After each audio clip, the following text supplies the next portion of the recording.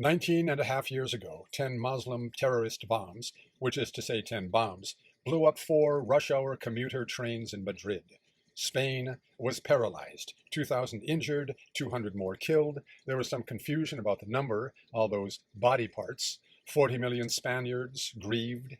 We grieved with them because we knew. Basques were blamed at first, but a spokesman denied it. It is true we're bastards, but we're not sons of bitches. Turns out the sons of bitches were Islamists. When surrounded by police, some of the sons of bitches sent themselves to hell by exploding a few spare bombs lying around in their apartment, along with the pornographic magazines. Time weighs heavily on the hands of Islamist Mohammeds while they're waiting to explode. What? What's that, Mohammeds? That's Islamophobia! Well, but what if it's true? Which it is. The very, very, very rare instances of American terrorism, I mean, not from the left, those few are famous for a reason. It's so rare. Whereas terror from people named some variant of Mohammed, if you run the stats, well, let's look at it. There were the exploding Mohammeds of 9/11, Flight 11, and the exploding Mohammed of the London metro bombings, and the exploding Mohammed who financed the Bali bombing, and the exploding Mohammeds of the Jordan bombings of the Days Inn at Grand Hyatt, and the exploding Mohammeds of the Madrid bombings, and well, it's a long list, and I'm only at like 2005. So, Mohammeds.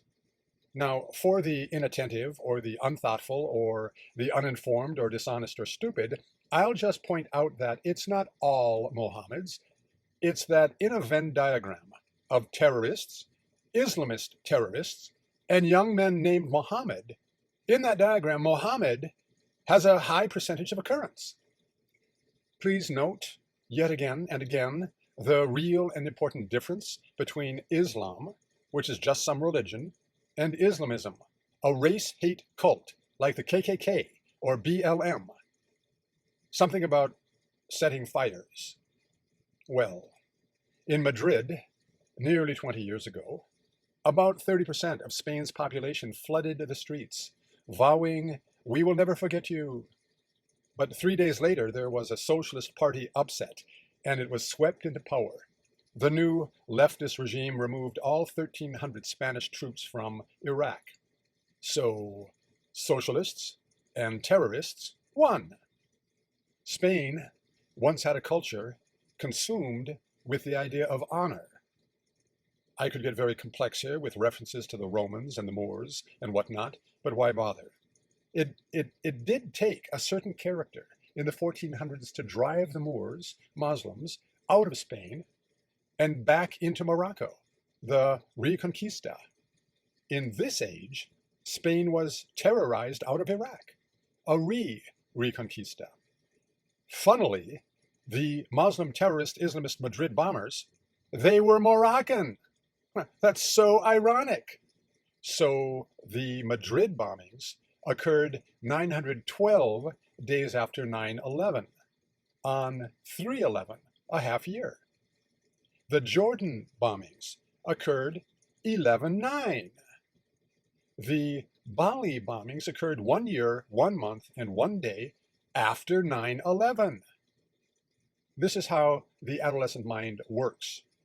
And just lately, within living memory, a couple of weeks ago, Hamas showed their genius for creative chaos and historical insight. It was 50 years and 1 day after the start of the previous Yom Kippur War in 1973.